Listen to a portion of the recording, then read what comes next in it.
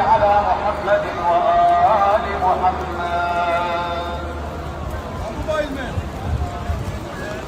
بسبب كثرة الأمطار راح تكون صلاة العيد إن شاء الله داخل حرم أبي الفضل العباس والإمام الحسين. الزوار الموجود بكربلاء إن شاء الله حاولوا تحصلون مكان داخل حرم الحسين أو أبي الفضل العباس، لأن الأجواء ممطرة جدا.